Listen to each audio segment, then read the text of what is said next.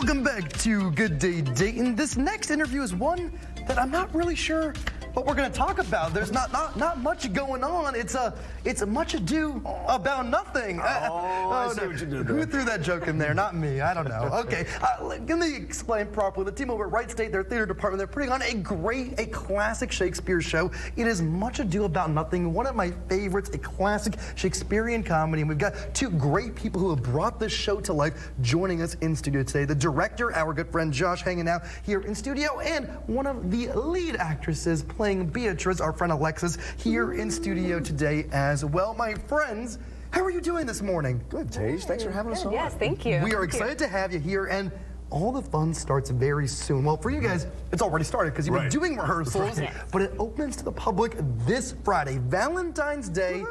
I want to start with you and just talk a little bit about the background here. Tell me about Wright State Theater program overall and why doing Shakespeare and offering this classic opportunity to your students is important to you and the team. So in our training, we try and throw all kind of genres to our students, right? And so we do a lot of musicals, we do heavy plays, kitchen sink dramas, but then we also like to do language-based plays. So this play, Shakespeare, it's a whole new skill set for the actors to take on to bring this to life. Because one of the fears is Shakespeare, people are like, oh God, they picture their high school English class and it's boring and so for us, it's like, how do we bring this to life so that the audience is on the edge of their seat and following along and being a part of it? Well, Alexis, tell me, how are you doing that now that you've been working on the show for a while? How are you bringing this show to life and really your role of Beatrice? What are some of the keys to performing Shakespeare in a fun but modern way?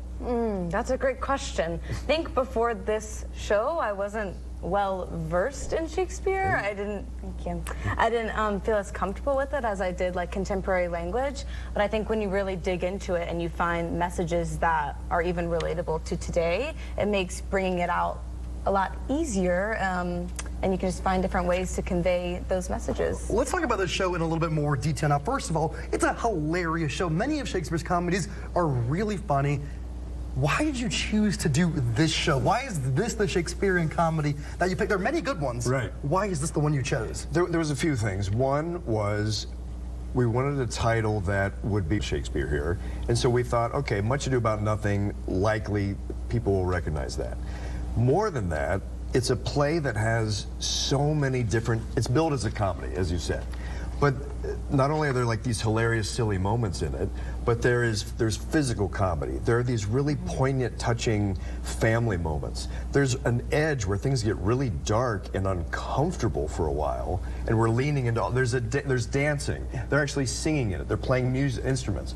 It has so many different things in it that everybody gets a mouthful. Of course. And talk to me about some of those comedic moments. Because you said there's physical comedy. Yes. Well, that's Shakespeare, so there's a lot of comedy of errors too. The hijinks ensue. Right. What's it like playing or performing a Shakespearean comedy on stage? How do you go about presenting this to the audience in a comedic way?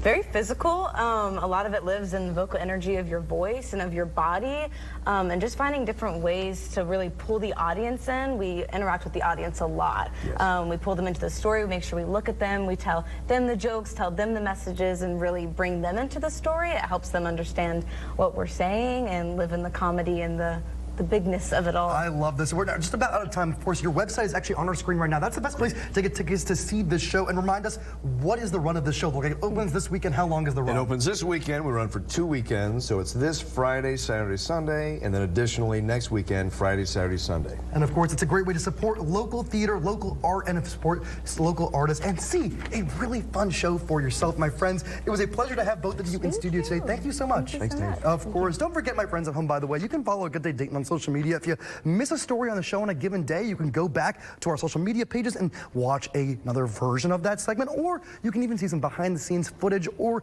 you can just even interact with us if you have story ideas that you want to see here on the show. Stick around, everybody. More of Good Day Dayton. That's coming up. That's going to be right after this commercial break.